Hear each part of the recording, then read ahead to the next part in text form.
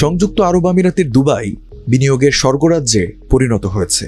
তেল নির্ভর অর্থনীতি থেকে বেরিয়ে এবং পর্যটনের সীমানা ছাড়িয়ে দুবাই এখন বিনিয়োগ বান্ধব নীতি এবং প্রকল্পের মাধ্যমে বিশ্বের বিভিন্ন প্রান্ত থেকে পুঁজি টেনে আনছে। এই প্রচেষ্টার ফলাফল সুস্পষ্ট। সোনায় কম শুল্ক আর করমুক্ত নীতির কারণে দুবাই এখন সোনা ব্যবসায়ের একটি হাব হয়ে উঠেছে।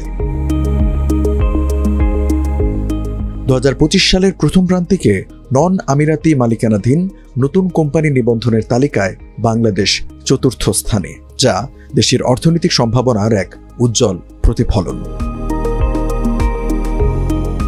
দুবাইয়ে বাংলাদেশি বিনিয়োগ এখন শুধু ঐতিহ্যবাহী রেস্তোরাঁ বা খুচরা ব্যবসায় সীমাবদ্ধ নেই। পোশাক শিল্প, আবাসন এবং বিশেষ করে স্বর্ণ বাণিজ্যের মতো লাভজনক খাতে তাদের উপস্থিতি ক্রমশ দৃঢ় হচ্ছে।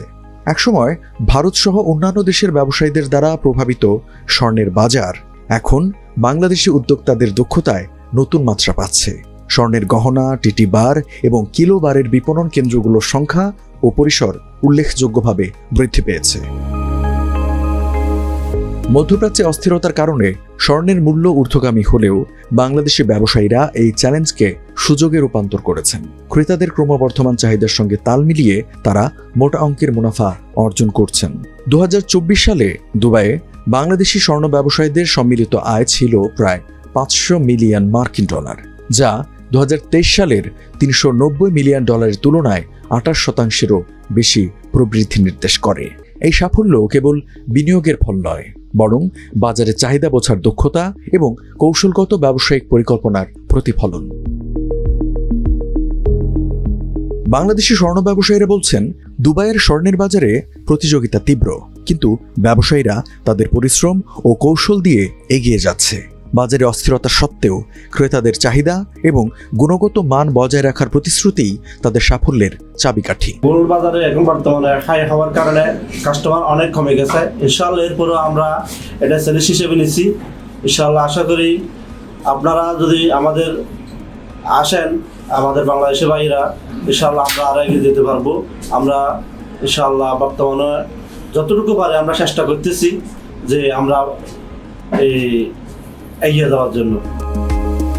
ক্রেতা সংকট বা ভিসা জটিলতার মতো স্বর্ণের বাজারে সাময়িক চ্যালেঞ্জ থাকলেও বাংলাদেশি ব্যবসায়ীরা আশাবাদী। তারা বিশ্বাস করেন, নীতিগত সহজীকরণ এবং বাজারের স্থিতিশীলতা ফিরে এলে স্বর্ণ বাণিজ্য আরও সমৃদ্ধ হবে। মার্কেট স্বাভাবিক হয়ে যায়, সব দেশেরই ক্রেতা বাড়বে, আগের তুলনায় অনেক বাড়বে।